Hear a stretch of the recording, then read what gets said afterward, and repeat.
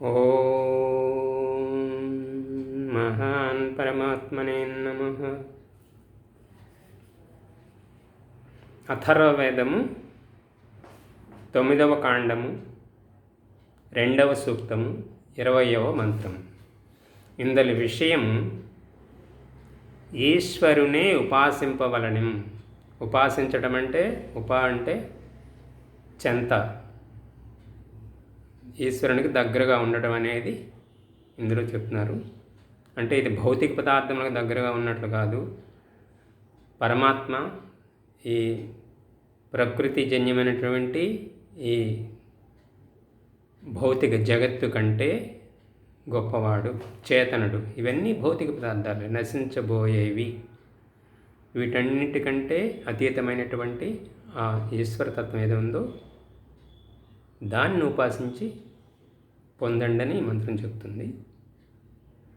ఓం యావతి ధ్యావా పృథివీ వరిమ్నా యావదాపశిష్యదు యావదగ్నిః తతస్త్వమసి జ్యాయాన్ విశ్వః మహాంస్తస్మై తే కామనమయిత్కృణోమి.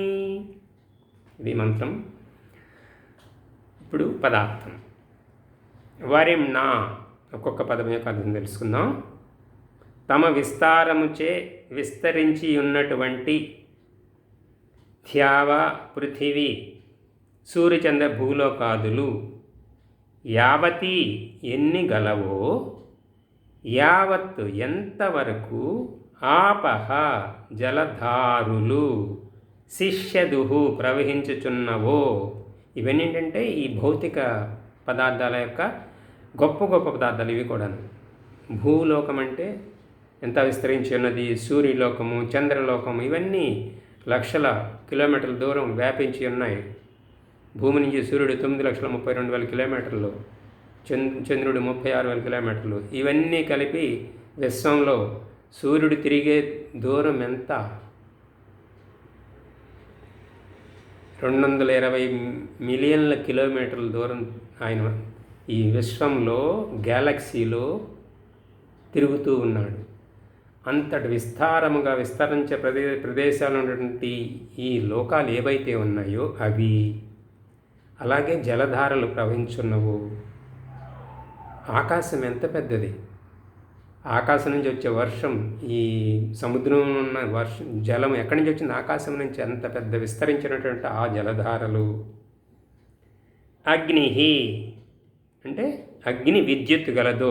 విద్యుత్ అంటే మనకి మెరుపు, మేఘమండలం నుంచి మెరుపు వస్తుంది. ఆ మెరుపు ఎంత దూరం నుంచి వస్తుంది అంటే ఎంత శక్తివంతమైనది అయితే అంతగా మొత్తం అతి ప్రకాశవంతంగా ఉంటుంది. దాని ప్రభావం అది భూమి మీద పడితే ఉరిమిందంటారు, అది భూమిలోకి చొచ్చుకుపోతుంది, పెద్ద అగ్నిగోళం లాగా. అంతటి పదార్థాలు అన్నమాట ఇవన్నీ కూడా. ఇవన్నీ ఉన్నాయో తతః వాటన్నిటికంటే ఓం, ఓ పరమేశ్వర, త్వం నీవు, జ్యాయాన్ చాలా గొప్పవాడవు, విశ్వః అసి అన్ని విధములా ఏమై ఉన్నాడు? మహన్ మహాపూజ్యుడవు, పరమ పూజ్యుడు అయి ఉన్నావు. అటువంటి తస్మై అందువలన, కామ అంటే కామింప, కోర, భజింపదగిన ఓ పరమేశ్వర. పరమేశ్వరుని ఏం చేయాలట? కామ శబ్దం. చతుర్విధ పురుషార్థాలు ధర్మార్థ కామోక్షాలు అంటారు. కామం అంటే భౌతిక పదార్థాలని కామించేది ఈ ఆత్మ కాదు. ఆత్మకు కావాల్సింది ఆనందము, పరమానందము, పరమాత్మ. భౌతిక పదార్థాలతో ఆత్మ సంతృప్తి చెందదు. ఆ కామం అంటే అది. ఆ కామం అంటే ఇక్కడ ఏం చెప్తున్నారు? కామించేటటువంటిది, కోరేటటువంటిది. భజ పూజాయం దాత్వార్థం ఇక్కడ. అంటే పరమాత్మని పూజించదగినటువంటి పరమాత్మ.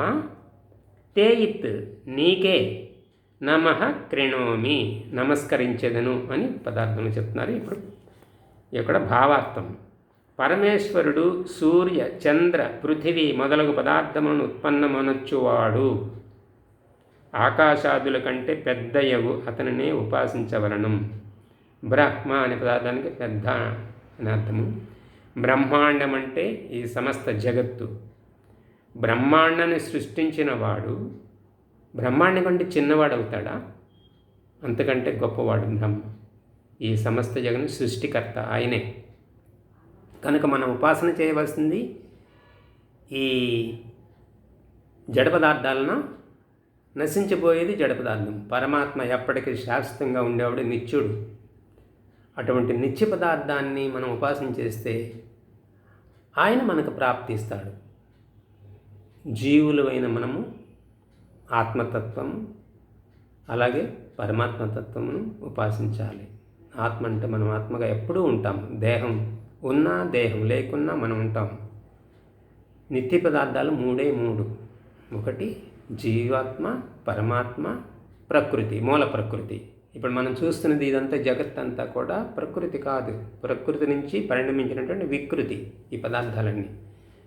అది ప్రళయకాలంలో ఈ ప్రకృతి నుంచి ఈ వికృతి అనేది ఈ సృష్టి ఏమీ ఉండవు, ఈ పదార్థాలు ఏమీ ఉండవు. కానీ ప్రళయకాలంలో పరమాత్మ ఉంటాడు.